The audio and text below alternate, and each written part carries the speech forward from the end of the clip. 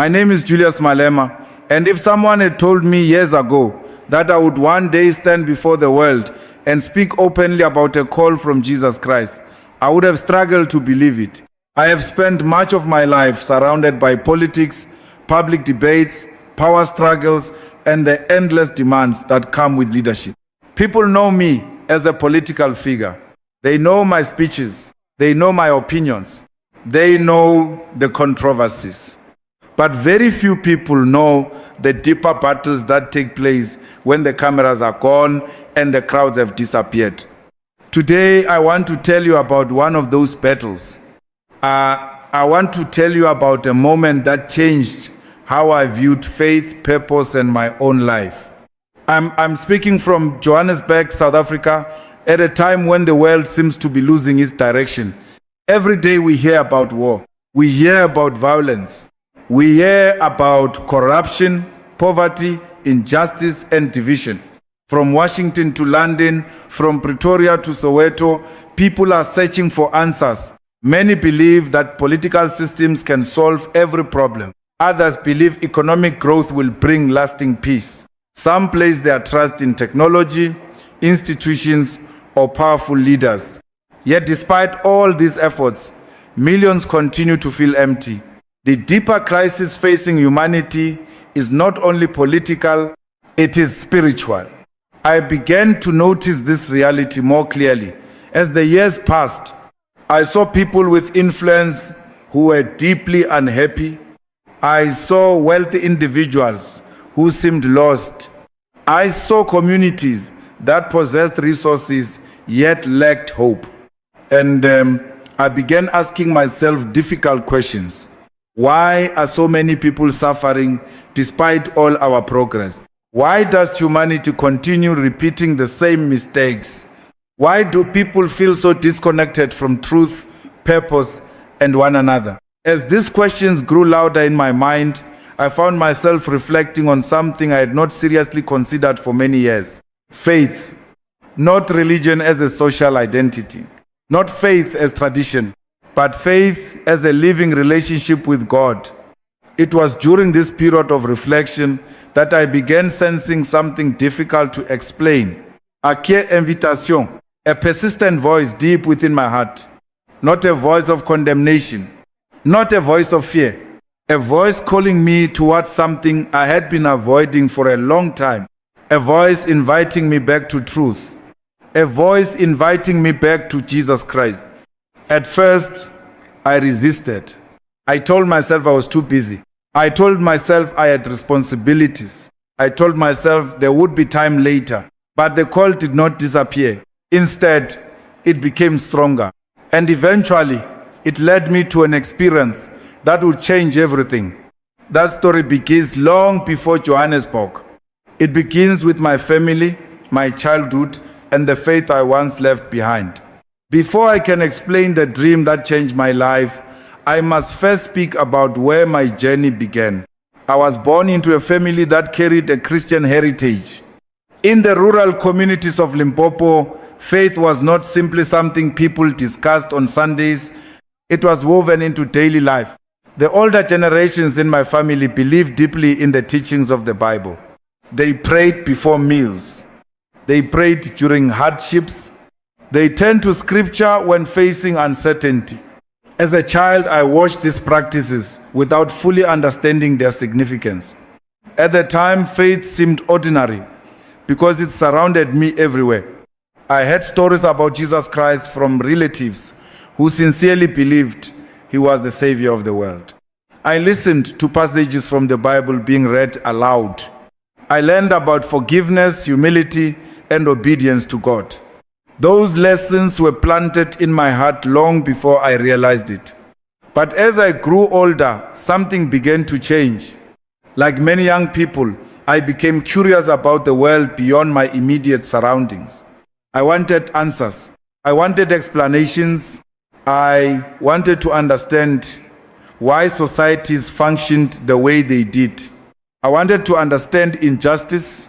I wanted to understand poverty. I wanted to understand why some people seem to possess everything while others struggled merely to survive. The questions became stronger than the traditions I had inherited. Gradually, my attention shifted away from faith and toward other ways of understanding the world. Politics captured my interest. Social movements captured my interest. Philosophies and ideologies promised explanations for human suffering and inequality. I became convinced that solutions could be found through systems, leadership, and social transformation. The more I focused on those things, the further I drifted from the spiritual foundation that had shaped my childhood. The separation did not happen overnight. It happened slowly, one decision at a time, one distraction at a time, one unanswered prayer at a time. Eventually, faith became something I respected from a distance rather than something I personally practiced. I never completely rejected Christianity, but I stopped allowing it to guide my daily life. Instead, I relied on my own understanding. I trusted my own reasoning. I believed that knowledge, strategy, and determination would provide the answers I was seeking. For a period of time, that approach seemed sufficient. Life moved quickly, opportunities appeared, responsibilities increased. My public profile grew. The demands of leadership consumed more and more of my attention. When people are busy, they often convince themselves they no longer need God. I was not immune to that temptation. Success has a way of creating an illusion of self-sufficiency. You begin to believe your achievements are entirely your own. You begin to believe your strength alone is carrying you forward. Yet beneath the surface, something remained unsettled. There was a part of me that remembered those early lessons from Limpopo. There was a part of me that remembered the simple faith of my elders. There was a part of me that remembered hearing about a Savior who offered something that politics could never provide: peace. At the time, however, I did not fully recognize that longing. I buried it beneath ambition, responsibilities, and intellectual pursuits. Years passed, the world became more complicated. My life became more complicated. The answers I thought I had discovered often led to even bigger questions. I found solutions to certain problems, only to encounter deeper problems waiting behind them. I began realizing that political power could influence laws, but it could not heal every wound inside the human heart. It could create opportunities, but it could not eliminate loneliness. It could organize societies, but it could not give people eternal purpose. Without realizing it, I was beginning to approach a crossroads. The faith I had left behind years earlier was quietly waiting for me. The seeds planted during childhood had never completely disappeared. They remained hidden beneath the surface, waiting for the right moment to grow again. At that stage, I did not know where my search would eventually lead.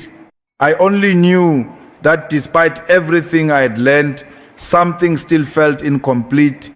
The deeper answers I was seeking remained out of reach. And that growing sense of incompleteness would soon lead me into a period of questioning, unlike anything I had experienced before. It was during that season that I began examining other spiritual paths and asking difficult questions about religion, truth, and the meaning of life itself. Looking back now, I believe God was already guiding my steps, even when I could not see His hand. Sometimes we think we are moving away from God, yet He continues moving toward us. Sometimes we believe we have abandoned the path, yet He continues preparing the road that will eventually bring us home. That is what was happening in my life. I simply did not understand it yet. The journey was only beginning, and the next chapter would take me into a period of deep spiritual questioning that challenged everything I thought I knew about faith, purpose, and truth. As the years passed and I moved further away from the Christian faith of my childhood, I entered a period of intense questioning. I was no longer satisfied with accepting ideas simply because they had been passed down to me. I wanted certainty. I wanted understanding. I wanted answers that could withstand scrutiny. The world around me was filled with conflict and contradiction. People claimed to believe in God, yet many participated in injustice. Leaders spoke about morality, yet corruption seemed to exist everywhere. Communities prayed for peace, yet violence continued to spread. These realities forced me to ask difficult questions. If truth exists, where can it be found? If God exists, how can we truly know Him? If humanity is searching for meaning, why are so many people still lost? I began studying different viewpoints. I listened to people from various backgrounds. I explored different philosophies and religious traditions. I wanted to understand how other faiths approach questions of justice, discipline, community, and purpose. During that journey, I became particularly interested in Islam. What attracted me was not hostility toward Christianity. It was a sincere desire to understand whether another spiritual path might provide the answers I was seeking. I met Muslims who demonstrated remarkable discipline. I observed their commitment to prayer. I admired their devotion and consistency. I saw communities that valued order, responsibility, and submission to God. There were moments when I seriously considered whether Islam might become my own spiritual home. I studied its teachings. I listened carefully to those who followed it. I reflected deeply on its understanding of faith and society. Yet, despite my respect for what I encountered, something inside me remained unsettled. I could not escape a feeling that my search was still incomplete. Every time I believed I was approaching the final answer, another question would emerge. Every time I thought I had found lasting peace, the sense of longing would return. Looking back now, I understand that I was searching for more than a system of beliefs. I was searching for a relationship with God. I was searching for forgiveness.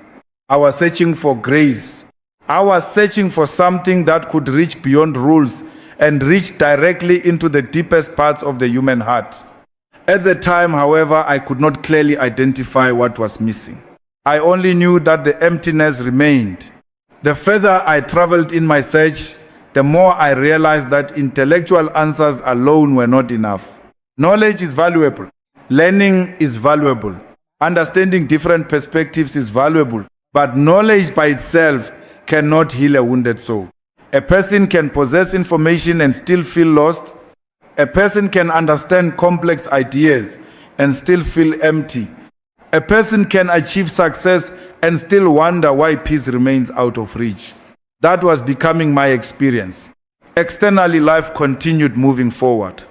Responsibilities grew. Public attention increased. Political challenges became more demanding. People assumed that confidence on the outside meant certainty on the inside. But those are not always the same thing. There were moments when I felt divided between what people expected from me and what was happening within me. The questions never completely disappeared. In fact, they became stronger. I began noticing that many of humanity's greatest struggles shared a common root. People were not only fighting political battles, they were fighting spiritual battles. Many were searching for identity. Many were searching for belonging. Many were searching for hope. And I realized I was doing exactly the same thing. My search was not merely academic. It was personal, very personal. I wanted to know whether there was a truth powerful enough to withstand suffering. I wanted to know whether there was a source of hope that could survive disappointment. I wanted to know whether there was a foundation that remained steady when everything else seemed uncertain. As these questions grew, I found myself reflecting more often on the faith I had left behind years earlier. Memories from childhood began returning. The stories about Jesus Christ returned to my mind. The lessons I had heard from my family returned to my thoughts. I remembered hearing that Jesus did not merely offer teachings, he offered himself. I remembered hearing that salvation was not earned through human effort alone. It was received through faith. I remembered hearing that Christ came not to condemn the world, but to save it. Those memories began resurfacing unexpectedly. At first, I ignored them, then I questioned them. Eventually, I could no longer dismiss them. Something was drawing my attention back toward the figure of Jesus Christ, not through pressure, not through fear, but through a growing sense that my search was leading me back to a door I had once walked away from. Yet I was still uncertain. I was still wrestling with doubts. I was still trying to understand what God might be doing in my life. Little did I know that the greatest turning point was approaching. The answers I had been searching for through study, debate, and reflection would soon be confronted by something far more personal. A season of political pressure, criticism, and emotional exhaustion was about to shake my life in ways I never expected. And in the middle of that storm, the questions I had been carrying for years would become impossible to ignore. There are moments in life when everything that appears strong on the outside begins to crack beneath the surface.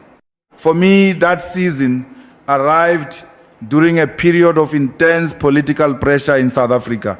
Leadership is often misunderstood. Many people see the speeches, they see the headlines, they see the public appearances. What they do not always see are the burdens that accompany responsibility. They do not see the sleepless nights. They do not see the weight of constant criticism. They do not see the loneliness that can exist even when surrounded by thousands of supporters. As the years passed, the pressures around me intensified. Every decision was analyzed. Every statement was debated. Every action was scrutinized. Supporters expected answers. Critics expected failure. The media demanded reactions. Political opponents looked for weaknesses. The pressure seemed endless. There were days when I felt as though I was carrying the expectations of countless people while simultaneously defending myself from attacks coming from every direction. No amount of experience fully prepares a person for that reality. The human mind can only absorb so much tension before it begins to feel exhausted. At first, I believed I could manage everything through determination alone. I had always considered myself resilient. I had always believed that strength meant pushing forward regardless of circumstances. But eventually I began noticing signs that something deeper was happening inside me. The stress was no longer simply professional, it was personal. Questions that I had ignored for years began resurfacing with greater intensity. I started asking myself what all of this truly meant. What was the purpose behind the struggle? What was the purpose behind the sacrifices? What remained when public approval disappeared? What remained when criticism became overwhelming? What remained when success no longer brought satisfaction? Those questions followed me everywhere. Sometimes they appeared during quiet moments at home. Sometimes they surfaced after long political meetings. Sometimes they arrived late at night when the world around me had become silent. The more I reflected, the more I realized that I had spent much of my life fighting battles outside myself while neglecting the battle within. I had devoted enormous energy to changing society. I had devoted enormous energy to confronting injustice. I had devoted enormous energy to pursuing political goals. Yet I had spent far less time examining the condition of my own heart. That realization was uncomfortable, very uncomfortable. It forced me to confront the truth I had been avoiding. A person can appear strong while carrying deep wounds. A person can appear confident while struggling internally. A person can inspire others while secretly feeling exhausted. I was beginning to understand this reality firsthand. There were moments when I felt isolated despite being surrounded by people. Moments when achievements felt less satisfying than they once had. Moments when the noise of public life became so overwhelming that I longed for clarity and peace. The world offered many distractions. Politics offered endless activity, but neither provided the lasting peace I was searching for. Instead, the emptiness I had felt years earlier returned with even greater force.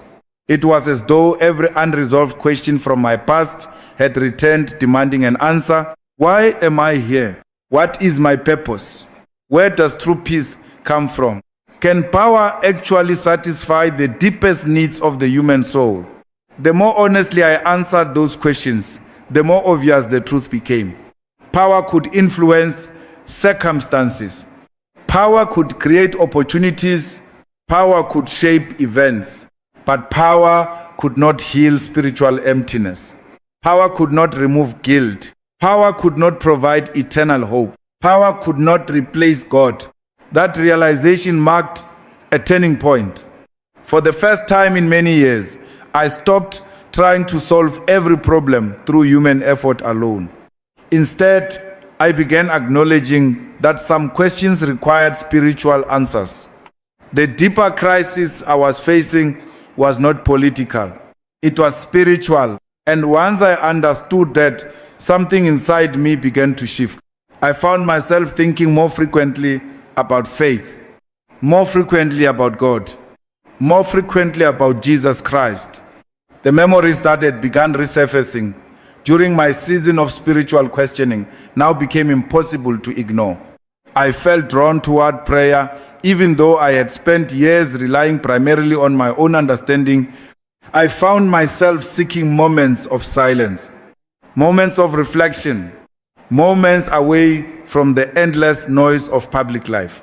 I did not yet know where this process would lead. I did not yet understand what God was preparing. I only knew that something was changing. The struggle inside me had reached a point where continuing as before was no longer possible.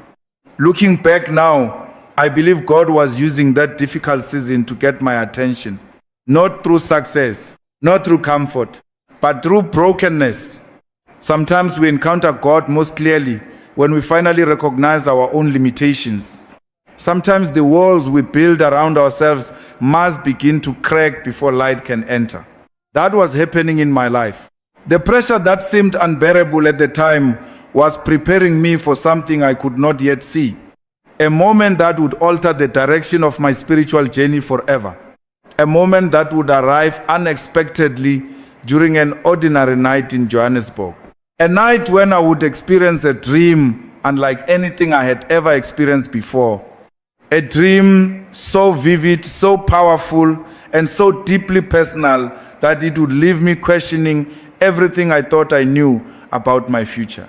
And in that dream, I would encounter a presence that changed my life forever.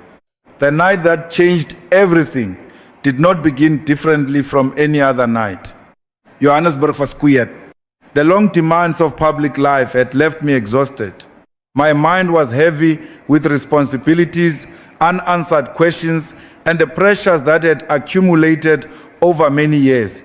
I remember feeling tired not only physically, but spiritually. The search that had followed me for so long still remained unresolved. I had explored ideas, I had questioned beliefs, I had examined different paths, yet the peace I was looking for continued to feel just beyond my reach. That night, as I drifted into sleep, I expected nothing unusual. I certainly did not expect an experience that would remain with me long after I awoke. At first, the dream seemed difficult to understand. Everything around me appeared surrounded by darkness. Not a darkness of terror, but a darkness that felt symbolic. It reminded me of the confusion I had been carrying within myself for years, the uncertainty, the questions, the spiritual distance I had allowed to grow between myself and God. As I stood there, something began to change. A light appeared in the distance. At first it seemed small, then it grew stronger, brighter, clearer. The darkness around me did not fight against it. It simply gave way to it. The light continued approaching until it became impossible to ignore. What struck me most was not its intensity. It was the peace that accompanied it. A peace unlike anything I'd experienced before. A peace that seemed to reach beyond fear, beyond anxiety, beyond every burden I had been carrying.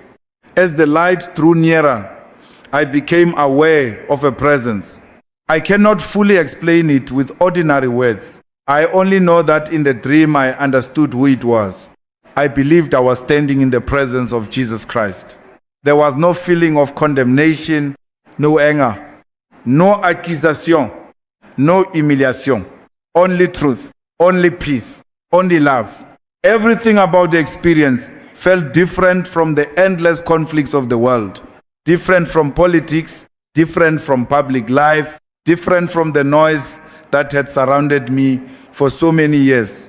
For a moment, it felt as though all distractions had disappeared.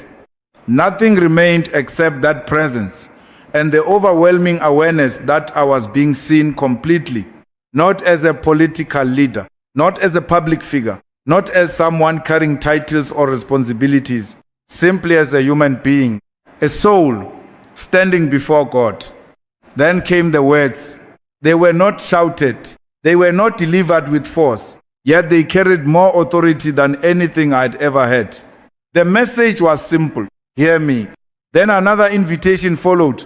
Hear me and return to me. The words seemed to penetrate every defense I had built throughout my life. They reached places inside me that arguments, debates, and intellectual discussions had never touched. I felt as though the years of searching suddenly made sense. The questions, the doubts, the struggles, the emptiness, all of it seemed connected to a single reality. I had been searching for God while simultaneously keeping Him at a distance. Then came the moment that remains etched in my memory. The invitation became even more specific. I sensed a call to return fully, a call to stop standing between two worlds, a call to surrender my uncertainty, a call to take a step of faith. And within that invitation came a message that felt unmistakably clear: be baptized. The words were not complicated. There was no lengthy explanation, no detailed instruction, only a simple call: be baptized. I remember feeling both peace and shock at the same time. Peace, because something deep inside me recognized the truth of what I was hearing. Shock, because I immediately understood what such a decision would mean. This was not merely a private thought. This was not a philosophical idea. This was a choice that would affect my identity, my public image, and my future. Even within the dream, I sensed the weight of that reality. Yet the peace remained, stronger than fear, stronger than doubt, stronger than every argument that had kept me hesitant for so many years. The presence of Jesus did not force me. There was no coercion, no threat, only an invitation to return, an invitation to trust, an invitation to begin again.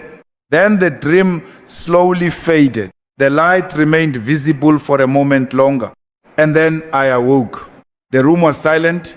The darkness of night surrounded me once again. But something was different, very different.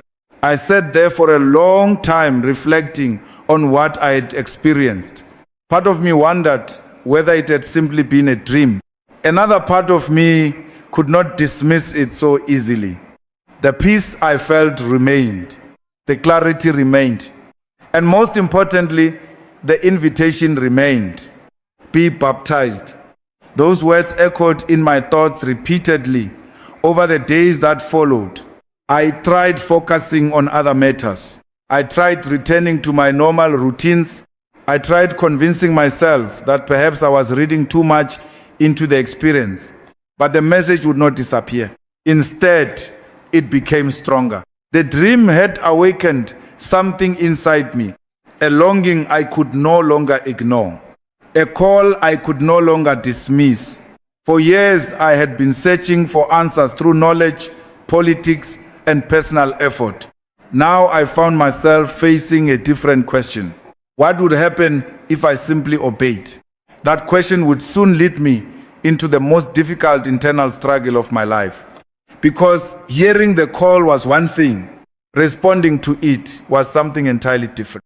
And as a political leader known by millions, the decision before me carried consequences that I could not ignore.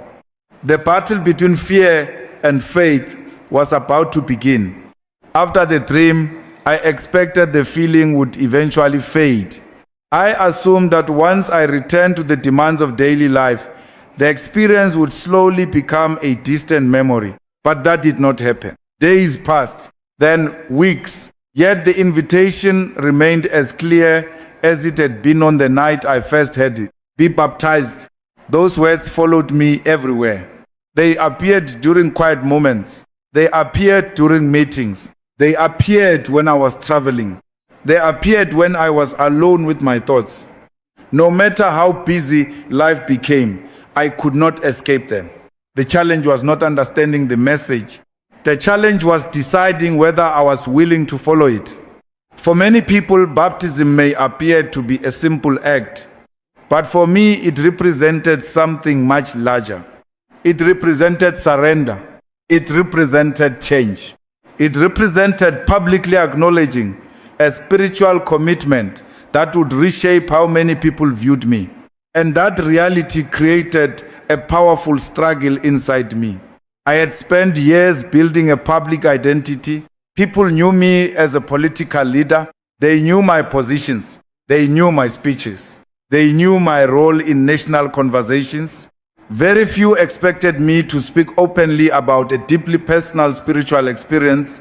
I began asking myself difficult questions. What would people think? How would supporters react?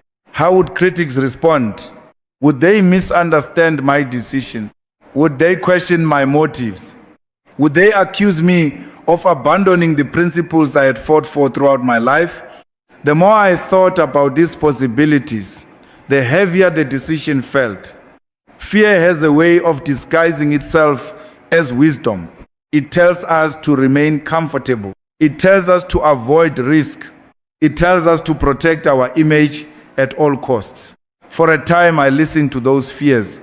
I tried to delay making a decision. I told myself I needed more time, more reflection, more certainty. But deep down, I knew the real issue was not uncertainty. The real issue was obedience. I already knew what I felt called to do. The question was whether I was willing to do it. As this internal battle continued, I began noticing something important. Every argument against baptism seemed to focus on other people's opinions. What would they think? How would they react? What would they say? Yet the invitation I had received was not about public opinion. It was about my relationship with God. It was about responding honestly to what I believed He was asking of me. That realization forced me to confront an uncomfortable truth. For years, I had encouraged people to stand courageously for what they believed. I had spoken about conviction. I had spoken about courage. I had spoken about refusing to be controlled by fear.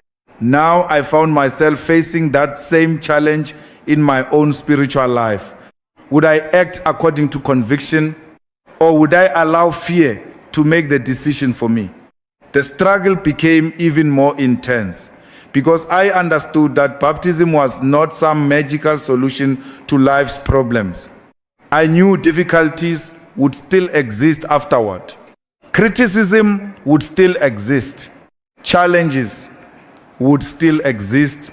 The world would remain imperfect. The purpose of baptism was not to escape life's realities. The purpose was to publicly declare where I had placed my faith. The purpose was to acknowledge that I could not save myself through my own strength. The purpose was to recognize my need for God. That realization began changing the way I viewed the decision.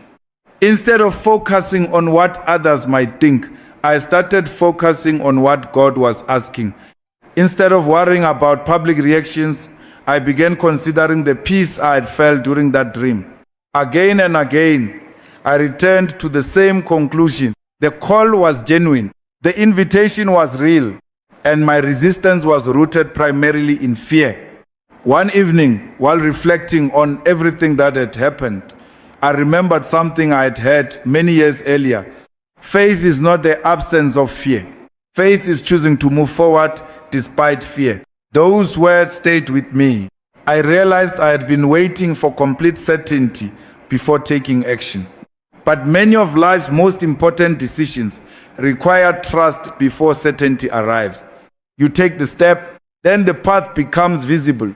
You obey, then understanding grows. That realization marked the beginning of a shift within me. The fear did not disappear overnight, but it gradually lost its power. The opinions of others no longer seemed as important as they once had. The image I had spent years protecting no longer felt worth preserving if it meant ignoring what I believed God was asking me to do. For the first time since the dream, I felt genuine clarity. I knew what my next step needed to be. I needed to stop debating. I needed to stop delaying. I needed to stop looking for reasons to postpone the decision. I needed to respond. The battle between fear and faith had reached its conclusion, and faith had won. The decision was made. I would be baptized. I did not yet know what emotions would accompany that moment. I did not know how profoundly it would affect me. I did not know how deeply it would change my understanding of myself, my purpose, and my relationship with God. But I knew one thing with certainty. The time had come to answer the call. Soon I would walk into a church in Johannesburg and take a step that would become one of the most meaningful moments of my entire life. And when I entered those baptismal waters, I would discover that God had been preparing my heart for that moment far longer than I ever realized. The day finally arrived. For weeks, I had wrestled with the decision. I had questioned myself. I had confronted my fears. I had examined every reason to move forward and every excuse to remain where I was. Now, there was nothing left to debate. The choice had been made. I was going to be baptized. As I traveled to the church in Johannesburg, I felt a mixture of emotions that is difficult to describe. Part of me felt nervous. Part of me felt excited. Part of me felt humbled. But above all, I felt a sense of peace that I had not experienced in a very long time. The kind of peace that comes when a person finally stops running from what they know is right. The church itself was not what made the moment significant. The building was important, but it was not the center of the story. The center of the story was the decision taking place inside my heart. As I entered, I reflected on the journey that had brought me there. I thought about my childhood in Limpopo. I thought about the faith of my family. I thought about the years I had spent searching for answers. I thought about the questions, the doubts, the ambitions, and the struggles. I thought about the dream. And I thought about the simple invitation that had refused to leave me. Return to me. For a moment, it felt as though every chapter of my life had been leading toward this one. Not because I had planned it, not because I had expected it, but because God had been patiently working in ways I could not see. As the baptism service continued, I felt an unusual sense of clarity. Many of the fears that had troubled me for so long seemed strangely small. The opinions I had worried about no longer felt important. The doubts that had once dominated my thinking seemed to lose their strength. What mattered now was not public perception. What mattered now was obedience. I remember standing there and realizing something profound.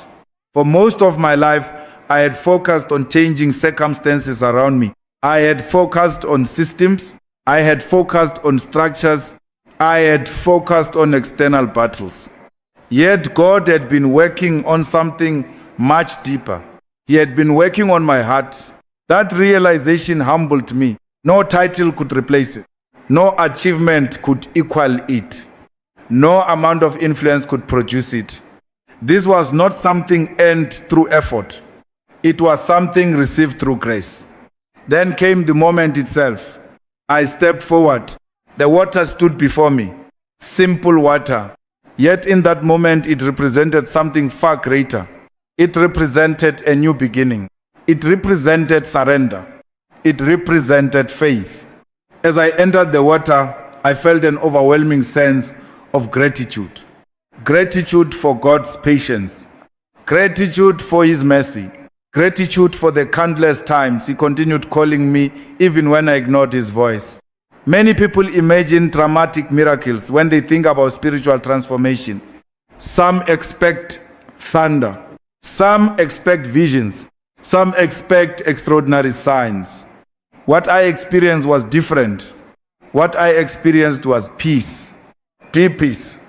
The kind of peace that settles into a person's soul after years of searching.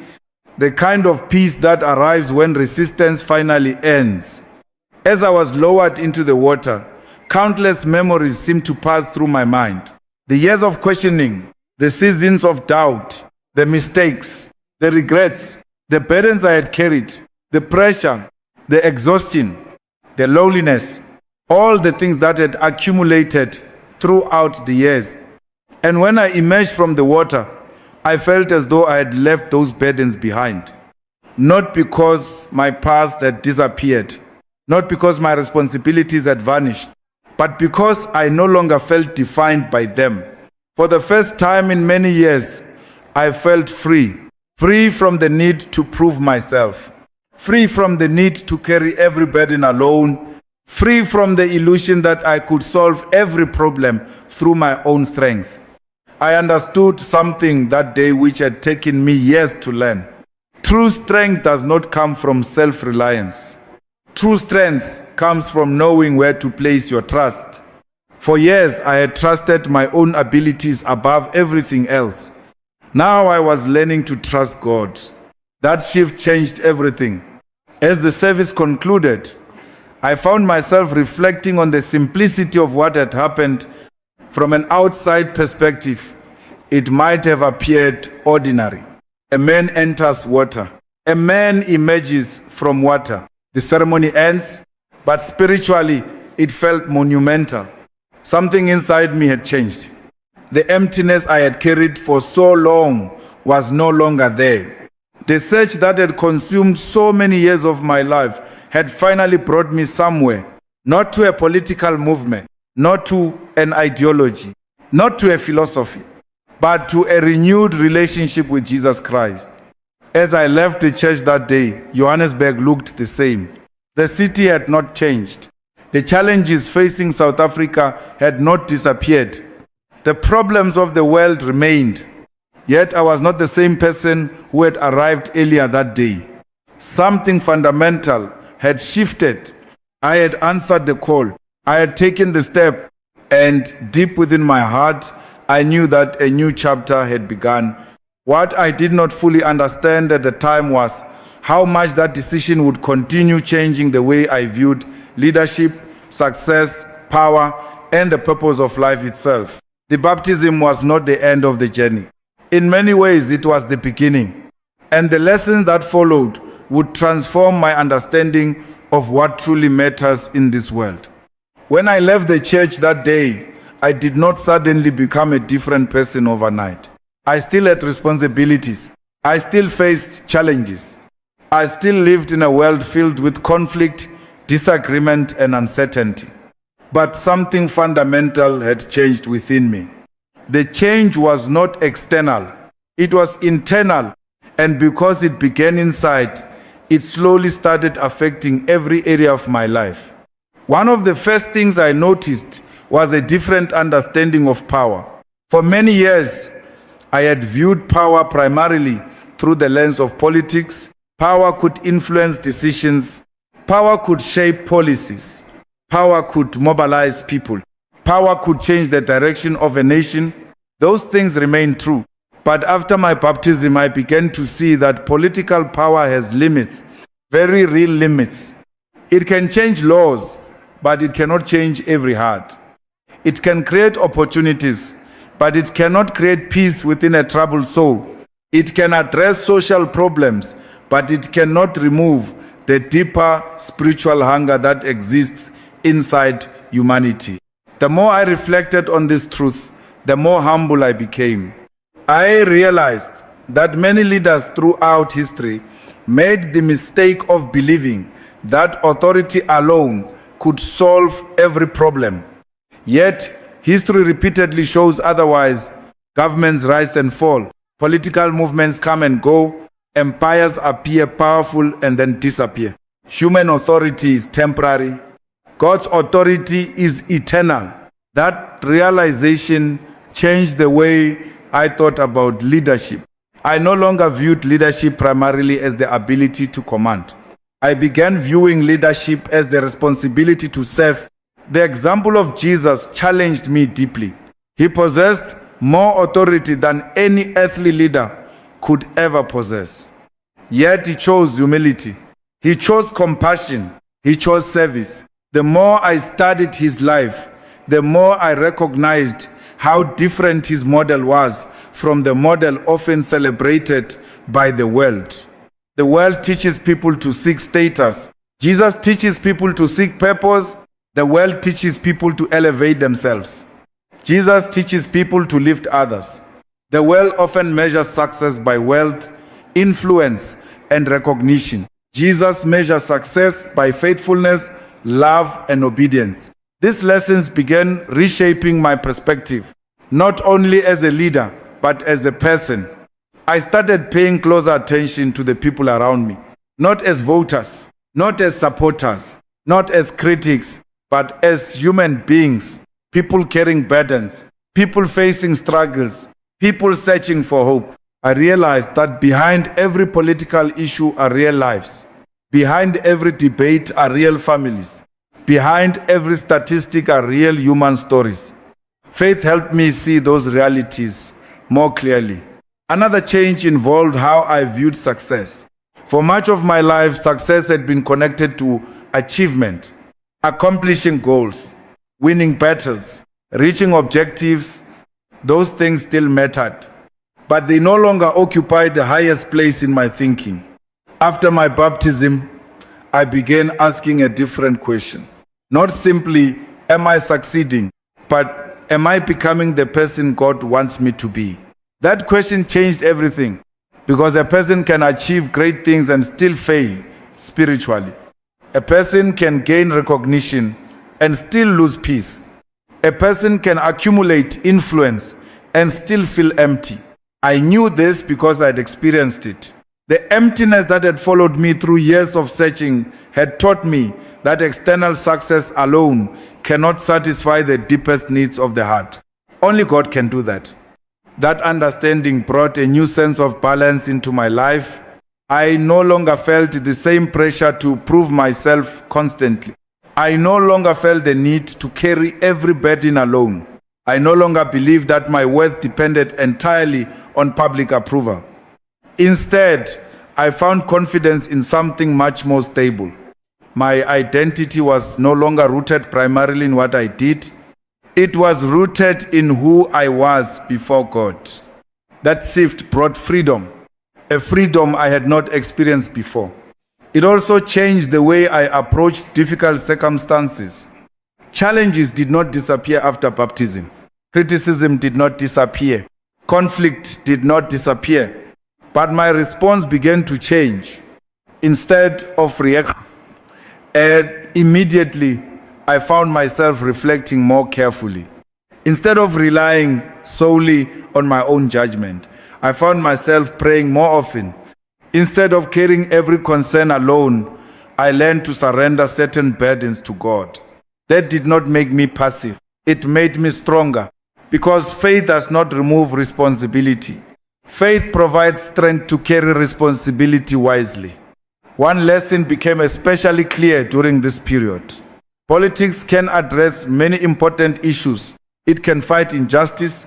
It can improve systems. It can create opportunities. These efforts matter. They should never be abandoned. But politics cannot replace spiritual renewal. No government can manufacture hope. No institution can create salvation. No leader can take the place of God. Humanity's deepest problems require more than human solutions. The more I observed the world around me, the more convinced I became of this truth. I saw nations struggling despite tremendous resources. I saw communities suffering despite technological advancement. I saw individuals surrounded by success, yet overwhelmed by loneliness. Again and again, the same lesson appeared. People need more than material progress. They need spiritual direction. They need truth. They need hope. They need God. That realization transformed how I viewed the future. Not only my future, but the future of society itself. Real change begins inside the human heart. Laws can influence behavior. Policies can influence circumstances. But only spiritual transformation can truly change a person from within. That is why my baptism became far more than a personal event. It became a reminder of a truth that applies to every human being. No matter how powerful we become, no matter how successful we become, no matter how much influence we possess, we were never created to live apart from God. And when we try to do so, something essential remains missing. The peace I discovered after baptism was not the result of perfect circumstances. It was the result of finally surrendering the search and trusting the one I had been searching for all along. That lesson remains one of the most important lessons of my life. And it is the lesson that ultimately shaped the message I now want to share with the world. Because if my journey taught me anything, it is this: the greatest victory is not conquering others. The greatest victory is allowing God to transform your own heart. When I look back on this journey, I do not see a story about politics. I do not see a story about public life. I do not even see a story about a dream. I see a story about grace. I see a story about a God who continued calling me even when I was not listening. I see a story about patience, a story about mercy, a story about finding truth after years of searching. For much of my life, I believed the answers I needed would be found through knowledge, achievement, influence, or determination. There is nothing wrong with pursuing knowledge. There is nothing wrong with working hard. There is nothing wrong with striving to improve society. But I learned that none of those things can fill the deepest emptiness inside the human heart. That space belongs to God alone. The world today is filled with people who are searching. Some are searching through wealth. Some are searching through power. Some are searching through entertainment. Some are searching through success. Others are searching through politics, religion, or personal ambition. Many continue searching because they feel that something is missing, even if they cannot explain exactly what it is. I understand that feeling. I lived with it for years. From the outside, everything may appear successful. A person may possess influence. A person may possess resources. A person may possess recognition. Yet deep inside, there can still be a profound sense of emptiness. That is why I believe the greatest crisis facing humanity is not merely economic or political. It is spiritual. We have developed extraordinary technology. We have built powerful institutions. We have connected the world in ways previous generations could never imagine. Yet loneliness continues to grow. Division continues to grow. Fear continues to grow. Why? Because human beings were created for more than material success. We were created for a relationship with God. Without that relationship, something remains incomplete.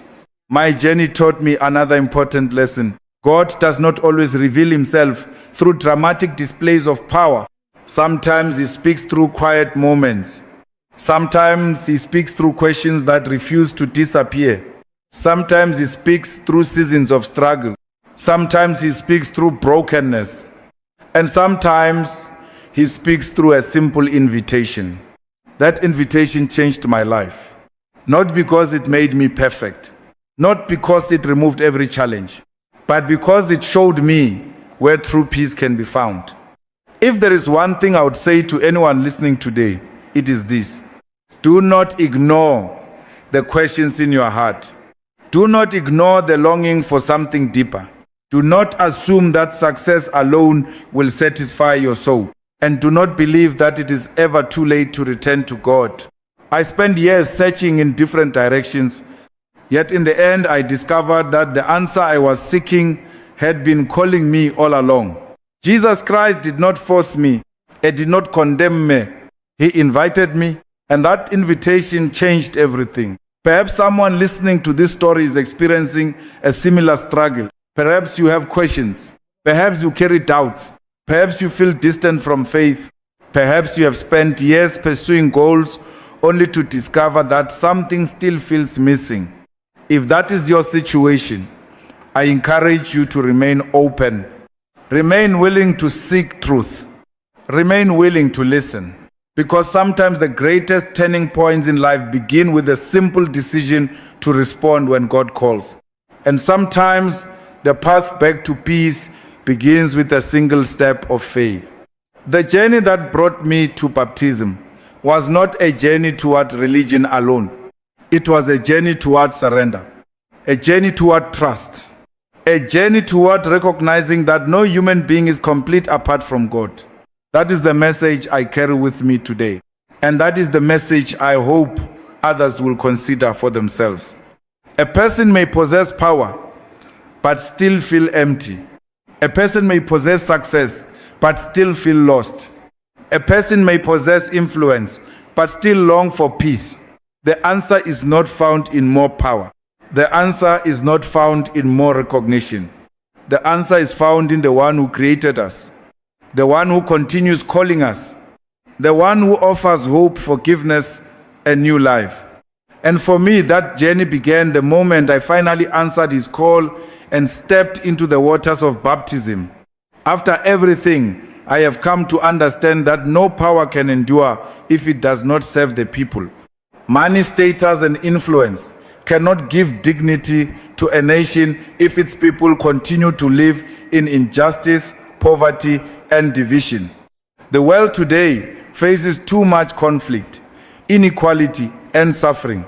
I pray for a better future for South Africa, for Africa, for the people of the United States, and for all those across the world who long for peace and justice. Let us reject selfishness and endless greed. Let us stand against injustice, oppression, and every form of division that separates human beings. Let us build societies founded on respect, unity, compassion, and responsibility toward future generations. No matter how difficult the road becomes, do not lose faith in the future. Every nation has the power to change its destiny when its people unite and stand for what is right. Africa will rise, justice will prevail, and hope will always belong to those who refuse to surrender their dream of a better world. If you also believe in a more just and compassionate future, leave a word of encouragement and continue walking this journey with us as we spread hope to more people around the world.